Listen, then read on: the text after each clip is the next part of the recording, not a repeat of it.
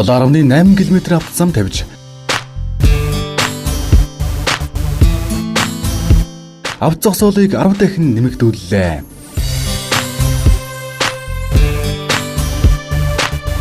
Орон сууцны өнгө үзэмжийг сайжруулж солон хорооллын ажлыг эхлүүллээ.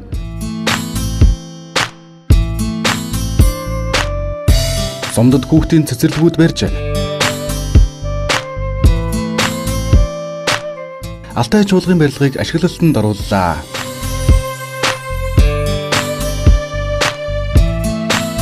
Хүүхдийн гэр цусланг сум бүрд байгуулж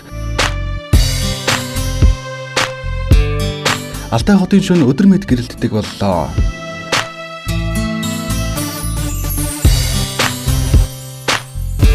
Соёл амралтын хүрээлэг байгуулж хүүхдийн тоглоомын талбайнууд нэмэгдлээ. Говь Алтай аймаг. Үзэгч та бүхэнд өдрийн мэндийг хүргэе. Өнөөдрийн зочны ярилцлага эхэлж байна. За өнөөдрийн миний зочин бол Говь Алтай аймгийн засаг дарга Амгаланбаатар. Танд өдрийн мэндийг хүргэе. Таасан. Тэгэхээр миний танд хамгийн ихэнд тавих асуулт бол энэ байна л да. Говь Алтай аймаг хөгжил буурай, за бүтээн байгуулалт хийгдэхгүй удсан, ажлын байр муутай гэдэг утгаараа хоцрогдолтой аймагуудын нэгд явж ирсэн л да. Гэвч 2015 оны шилдэг аймаг болж чадсан. Энэ дээр бас олон хүмүүс гайхажсэн л да. Тэгэхээр яаж одоо энэ хугацаанд Говь Алтай аймгийг шилдэг аймаг болгоход нөлөөлж чадсан бэ? За бид нар одоо бас энэ 2015 онд бол бүх одоо хүчээр дайслан ажилласан л да. Говь Алтай аймаг бол хүн болгоны хүчин зүтгэл бол энд орсон гэж бодож байгаа. За 2015 оны бас ажлын үзүүлэлтээр Монгол улсын одоо шилдэг аймаг босондоо бид бүхэн бас ер нь 1970 оноос хойш бол аваагүй шагналыг энэ олон жилийн дараа авсан дэх харгалтай байгаа. За энэ шагнал бол Говь Алтай аймгийн хүн болгоны авсан шагналаа. За Говь Алтай аймгийн засаг дарга болоод би нэг 2 жил 4 сар болж байна. Тэгээд ямар ч байсан Говь Алтай аймгийнхаа ерөнхийдөө бол хөгжлийг 3 зүйлээр томьёолсон. За нэгдүгээрт бол Говь Алтайчууд бол нутагтаа эрүүл амьдрах хэрэгтэй байна. За хоёрдугаар тэгтэр Говь Алтай аймгийн боловсролын чанар хүртээмж сайн байх хэрэгтэй байна. За гуравдугаар тэгтэр бол Говь Алтайд ажлын байр буюу одоо ард иргэд мань орлоготой байх хэрэгтэй байна гэдэг тал дээр бол гол тулгуурлаж ажлаа төлөвлөж ажилласан. За дээр нь нэмээд энэ нутагтаа ая тухтай амьдрах хэрэгтэй байна. За ая тухтай амьдрах гэдэг дээр бол одоо тэр бүтээн байгуулалтын ажлууд орж байгаа юм л да. Говь Алтай аймгийн нэг талаасаа 1000 айлын орон сууц хөтөлбөрийг хэрэгжүүлэгч ийм аймаг. Тэгэд энэ хөтөлбөрийг хэрэгжүүлэхийн тулд бас дэд бүтцийн асуудлыг яаж шийдвэрлсэн бэ? За манай аймгийн төв Алтай хотын хувьд бол үндсэндээ дэд бүтцийн хувьд бол сүүлийн 20 гаруй жил ерөнхийдөө тэлэлт хийгдээгүй, зам тавигдаагүй, газар дорх инженерийн шугам тавигдаагүй ер нь хэцүү байсан л да. Тэгээ бид нар бас шинэ төлөвлөлтийг бий болгоод за Говь Алтай аймгийн Баян хайрхан багийн ард талаар буюу бидний одоо энэ зогсож байгаа дээр 3.8 км одоо автозамыг дугуйн зам нөгөө талдаа явган хүний замтайгаар ингэж төлөвлөөд за дээр нь болохоор газар дорх инженерийн шугам шилжээг одоо татаад авчирсан. За төрийн орон сууцны корпорацийн бол эхний 120 айлын орон сууцны ажил бол эхлээд одоо нэг давхраасаа гарцсан одоо 2 давхар руу ороо явж байна. За дээр нь болохоор энэ маань хажуудаа сургууль цэцэрлэгийн зохицолтой. За хажуу талд нь бол одоо 960 хүүхдийн одоо сургуулийн барилгаас мөн нэг давхараасаа гарцсан байж байгаа те. За ингэж төлөвлөлтөд бид нар энэ одоо 3.8 км-ийн энэ хайрцагын дотор бол үндсэндээ 3500 өрхийн одоо амьдрах одоо тэр одоо төлөвлөлтийг хийсэн байгаа. Алтай хотын өнгө төрхөнд орлоо гэж тийм ээ. За энэ өнгө төрх нэмлээ хотынхоо өнгө төрхөнд орлоо сүүлийн 20 жил хийгдээгүй бүтээн байгуулалт өнгөрсөн 2 жилийн хугацаанд хийгдлээ гэж. Тэгэхээр ингэж хилэгдэхийн тулд бас их бүтээн байгуулалт хийгдсэн байх шаардлагатай л да. За бид бас өнөөдөр бас нэлээд аймгийнхан бүтээн байгуулалттай аймгийн хуу аймгийн төвийн бүтээн байгуулалтыг үзлээ. Тэгээд бидний хувьд бол зөвхөн аймаг гэлтгөө сумуудад бол маш их бүтээн байгуулалт хийсэн л дээ. Тэгээд сумуудын бүтээн байгуулалтууд ер нь аймгийн хэмжээнд хийгдсэн бүтээн байгуулалтуудаа нэгтгэхэд ийм нэг бид нар ажлын тайлан гаргасан. За тэр ажлын тайлан маань одоо ийм зузаан хуудастай тайлан гарсан. Тэгэхээр энэ бас хуудасны нэг хуудас болгон бол нэг бүтээн байгуулалтын ажил гэж бодоход бараг болно л доо. Тэгээд эндээс одоо бас нэг онцлоод сумуудад хийгдсэн бүтээн байгуулалтаас онцлоо хэлэхэд бол За ер нь бол Монгол улсад зөв эрүүл ахуйн тал дээр хэлэхэд Монгол улсын хэмжээгээр бол одоо энэ унтны усны савны асуудал одоо аюул харангалттай байна. Энэ усны савнаас болоод одоо тэр хор тавдар үүсэж байна, бүр өргүүдл үүсэж байна. Тийм учраас энэ усны савыг бол солих шаардлагатай. Монгол улсын хүн амын одоо хүнсэндээ гэрэлцээ тэр усны савнд онцгой анхаараа гэж одоо хүний эрхийн комиссаас хүртэл анхааруулсан байгаа шүү дээ. Гэтэл одоо энэ дээр бол дөрөвтэй арга хэмжээ аваагүй байсан. За бид нар бол ямар ч байсан нэг юм хүнсний зориулттай саваар бол аймгийнхаа иргэдийг хангахаас гадна за 8 сум нэг тосгонд бол ийм усны шүүлтүүрийг тавьж өгсөн байх жишээтэй. За дээр нь за тонхил сум, бэгэр сум, төгрөг сумын одоо цэцэрлэгүүд бол үнэхээр одоо 83 онд гар аргаар барьсан худалдаа бэлтгэлийн ангийн конторын хуучин барилга 65 онд барьсан нэгдлийн конторын хуучин барилгуудад одоо үндэстэй цэцэрлэг байсныг бид нар 1 жилийн хугацаанд 3 сарын хугацаанд одоо ийм 3 ийм цоошин цэцэрлэгийг барьж ашиглалтанд орсон. Ингээд бол үндсэндээ бол өмнө нь яадаг байсан гэхээр цэцэрлэг энэ сургууль бол улсын төсвөөр их хурал дээр л шийдэх ёстой гэж үндсэндээ бол одоо юу гэдэг нэг бичиг явуулчихвал тэрнийхээ араас бол тэгэл хөөцөлдсөн ч гэсэн тэгэл бүтэтгүү нэг тийм байдалтай байсан бол бид нар аймгийнхаа төсөв мөнгөн дээр бол тодорхой хэмжээний мөнгө суулгаад энийг бол маш богино хугацаанд барьсан. Энэ бол одоо тухайн сумуудад бол одоо бараг социализмын үеэс хойш баригдаагүй тийм томоохон хэмжээний бүтээн байгуулалтууд болсон байгаа. За ерөнхийдөө бол бидний хийсэн ажлын бол ихэнх ажил нь бол ийм шинээр санаачилж хийсэн ажил гэдэг. За энэ одоо орон сууц гэж одоо 24 айлын одоо ийм орон сууц байгаа. За энийг бол бургастай хөлийн бомб дээр барьсан. За ер нь бол альва улс за аймаг хөгжих юм бол хамгийн одоо нэг зүйл бол гадаад худалдаа хэрчмжүүлэх за гадаад зах зээлээ тэлэх юм байна. Тийм учраас бургастай бомб гэж манай говьолтой энэ бомбыг тэлж нээх, өргөжүүлэх. За энэнийг бараа эрхлэлтийг сайжруулахын тулд за энэ хөлийн бомбод ажиллаж байгаа ажилчдын одоо ахуйд нь одоо тус нэмэр болох зорилгоор за энд нь ажиллаж байгаа хүмүүсийн хувьд бол ая тухтай амьдрах нөхцөлийг сайжруулах зорилгоор хятад улсад бас улсын Хаамын аймагт бол бид нар өсөлт тавиад за хамтран ажиллах гэрээний дагуу бол энэ бургастай бомб дотор хятадууд бол 24 айлын орон сууцыг барьж өгсөн байх жишээтэй. За ингээд энэний дараа бол бургастай бомбоор хамгийн анхны одоо бас юм мах одоо Монголд улсад экспортлсон байгаа. За ерөнхийдөө бол хөдөөнийхөө нийт одоо 83 багийн дарга нарыг бол ингэж унаажуулсан байгаа.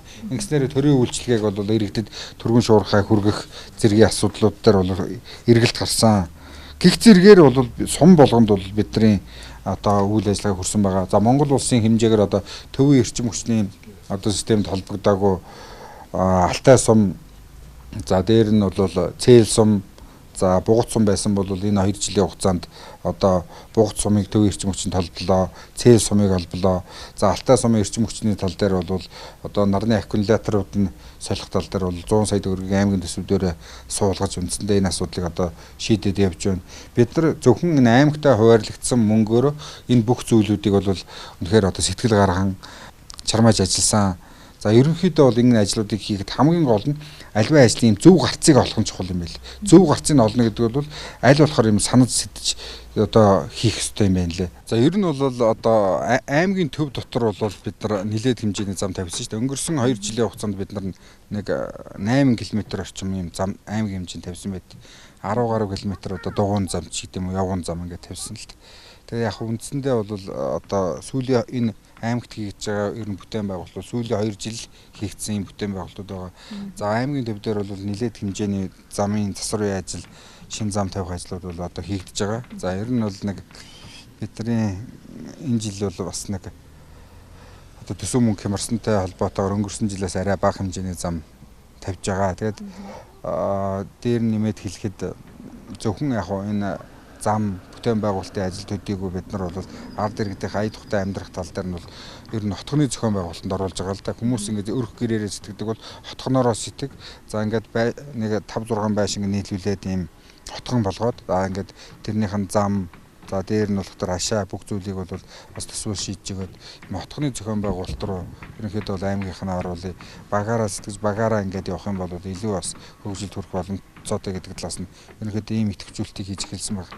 Тэгэхээр Алтай хотоор бас би биеэрээ хувьд нүдэрээ хувьцсны хувьд саяын таны хэлсэн бүтээн байгуулалтаас нэг бүрчлэн танилцсан л да. Тэгэхээр үнэхээр бас хангалттай бүтээн байгуулалт 2 жил гэдэг бас тийм урт хугацаа биш.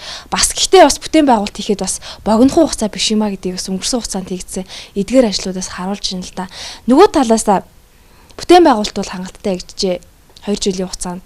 Тэгвэл хүнлүүгээр чиглэсэн хүнийг хөгжүүлэх тал дээр ямар ажлууд хийгдэв? Ялангуяа хүүхдүүд тийм ээ. Хүүхдүүд бол Алтай хотын ирээдүй.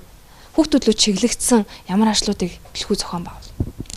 За ер нь зөвхөн Алтай хотын ирээдүй биш, ер нь Монгол улсын ирээдүй л дээ. За говьалтайчууд шиг оюунлаг хүмүүсийн хувьд бол багаас нь тэр авиасын нээх, за дээр нь бол өндөр боловсрол эзэмшүүлэх нь хамгийн чухал юм ба. За өндөр боловсрол эзэмшүүлнэ гэдэг бол нэг талын ойлголт. За эхлээд бол үндсэндээ бол тэр хүмүүсийг Монгол амьдрал, Монгол хүн болгох хэрэгтэй юм байна л дээ хүүхдүүдийг. Монгол хүн болно гэдэг. Одоо өнөөдөр үндсэндээ Улаанбаатар хотод төрж өсөөд үндсэндээ ингээд нэг Улаанбаатар хот гэж 4 уулын дунд байдаг энэ газраар бол Монгол улсыг төсөөлж, Монгол улсыг инүүгээр ойлгож байгаа бол үнэхээр эмгэнэлтэй л дээ. Тийм учраас ерөнхийдөө бол энэ аймгийн төвийн хүүхдүүдээ, сумын төвийн хүүхдүүдээ, Улаанбаатарт байгаа нутгийн зөвлөлийн хүүхдүүдээ Монгол ухаан суулгая, говьалтай илэгтэй болгоё, говьалтай гэсэн сэтгэлтэй болгоё гэж бид нар хичээж байгаа л да. За өнөөдөр говьалтай хүн одоо Улаанбаатар руу шилжиж очиод Улаанбаатарт амьдрахтаар хүүхэд нь бол Улаанбаатарын хүн болчихж байгаа. За тэр аав ээж нь одоо юу гэдэг нь нас бараад л одоо тэр хүмүүсийн нутг руугаа татагдах одоо тэр нэг зүрхний уяа нь бол байхгүй болчихж байгаа юм л да. Тийм учраас одоо бидний хойч үе байсан байлж байгаа энэ хүүхдүүдийг нутаг сэтгэлтэй болгоё. Ятгад энэ нутаг сэтгэлтэй болж байгаа хүүхдүүдийн нэгэн ч гэсэн нэг дөрөв явах юм бол эргээд энэ нутаг орноо хамгаалах, энэ нутаг орны төлөө жаахан ч гэсэн хөрөнгө оруулалт, бүтээн байгуулалт хийх талаас нэмэртэй юм болов уу гэж бодоод бид нар бас засагдханы хот айл гэж одоо цусланг бол Монгол улсад бас анхудаага өнгөрсөн жил санаачлан хийсэн. За энэ ажлыг хийхэд бол төсвөөс бол бараг мөнгө гаргалгүйгээр за сумын 1000 малчин, за дээр нь сургууль цэцэрлэгийн одоо үндсэндээ бол галдгааг ашиглаад, за манай аймгийн бол ихэнх сумууд нэг 90 жилийн ойгоо хийгээд сум болгонд хэдэн гэр байсан бол тэр гэрийг ашиглаад нэг юм засагтны хот айл гэдэг цусланг сум болгонд ажилласан. За энэ цуслангийн хүрээнд бол нийтдээ нэг 800 гаруй хүүхэд бол амарсан байдیں۔ Ерөнхийдөө бол тэр хүүхдүүд нутаг гэсэн бахархлаас гадна ах トゥ омог садны юм бахархлыг суулгаж өгөх гэдэг юм л. Өөрийн гэсэн нутаг гэсэн бахархалгүй, Алтай гэсэн тийм бахархалгүй хүн бол Алтайн төлөө зүрх сэтгэл гаргахгүй, Монгол улсын төлөө зүрх сэтгэл гаргахгүй шүү дээ. Тэгэхээр тэр хүүхдүүдэд нэг юм нутаг гэсэн зүрх суулгаж өгөхийн тулд, сэтгэл суулгаж өгөхийн тулд бас ийм л зүйлийг багаас нь хийж эхлэдэг байгаа гэсэн. Тэгэхээр Говьалтай аймгийг хөгжүүлэх, цаашлаад Монгол улсыг хөгжүүлэх энэ их бүтээн байгуулалтын ажил үйлсэл тань өндөр амжилтыг хүсье. За үзэгчдээ өнөөдрийн зочны ярилцлага Говьалтай аймгийн Алтай хотоос үзэгч та бүхэн төрлөө анхаарлаа хандуулж ярилцлагатаа хамт байсан үзэгч та бүхэнд баярлалаа. 7.8 км автозам тавьж авто зогсоолыг 10 дахин нэмэгдүүллээ.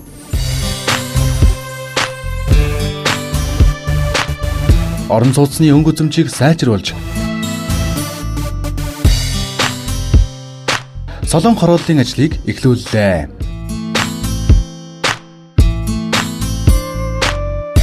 Сумдад хүүхдийн цэцэрлэгүүд барьж Алтай чуулгын барилгыг ашиглалтанд орууллаа.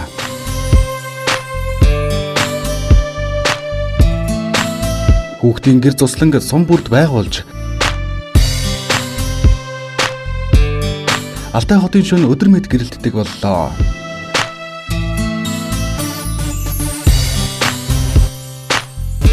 Соёл амралтын хүрээлэг байгуулж